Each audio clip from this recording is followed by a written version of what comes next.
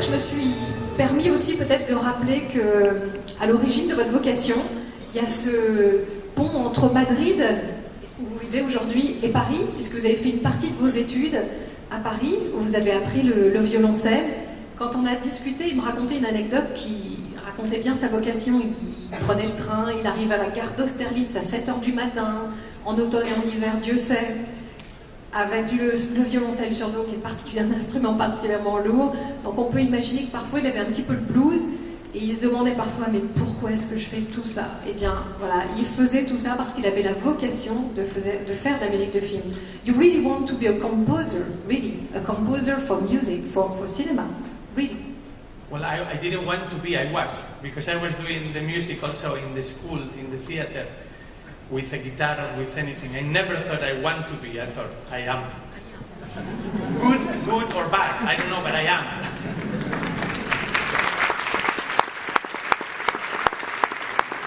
Pour résumer aussi un petit peu l'univers de Fernando Velasquez, je précise d'ailleurs que c'est notre Benjamin. Moi j'ai eu l'honneur quand même de présenter la première édition de ce merveilleux festival avec Ludovic Bourse.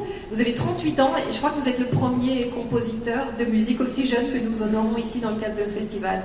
Donc pour raconter aussi un petit peu votre style musical, je pourrais dire que vous, un peu comme Jean-Michel d'ailleurs, vous vous nourrissez de toutes sortes d'expériences, puisqu'en ce moment vous travaillez avec quelqu'un qui n'aime pas vraiment du monde du cinéma. C'est quelqu'un du théâtre, un grand nom, c'est Olivier Py, vous travaillez avec lui. Et puis on entendra, je pense, encore beaucoup parler de vous dans les mois qui viennent, puisque on n'a pas le droit de le dire, c'est un secret, même moi je ne sais pas avec qui il travaille, mais il paraît que vous travaillez avec un des 5 plus grands réalisateurs mondiaux. Ce soir, là, juste en petit comité, vous voulez pas nous dire avec qui vous travaillez? I think if you look in the internet, you can find it out. But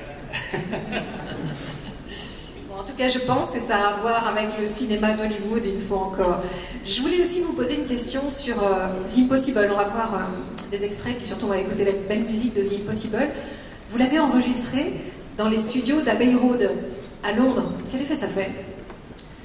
well, it's a wonderful place, and they recorded so many famous scores that the whole is like this place here is so historic and wonderful that if you do something there, you capture the energy of the place.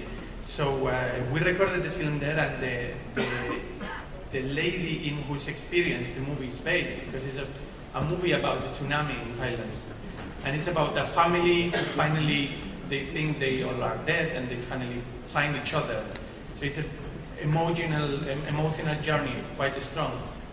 So she came to the studio, and she said to us, all the players and the director and to me, that this thing we were doing was the only way to express what they felt. And it's a wonderful feeling that what we do here goes beyond than words. So I think I'm talking too much. Peut-être juste un petit mot encore, parce que c'est vrai que votre musique est quand même liée à des drames. Hein. On a parlé effectivement de The Impossible qui est sur ce tsunami, c'est dramatique. Vous avez travaillé aussi sur Mama, qui est un film absolument incroyable, mais aussi un film qui fait terriblement peur avec Jessica Chastain. Il y a une bonne nouvelle qui arrive dans quelques heures ou dans quelques semaines. Un petit bébé, il paraît qu'il va être papa dans les jours qui viennent, ou peut-être même ce soir. Comment va-t-il s'appeler? Pequeño Fer. He will be Pequeño Fer. Petit Fernando, en fait, hein. Voilà. Bon, je voulais quand même terminer sur une belle note et bonne chance alors. Hein. Bientôt papa.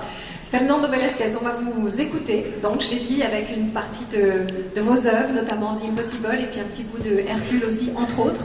Et puis encore un grand merci au Paris Symphonic Orchestra. C'est à vous, Fernando Velasquez.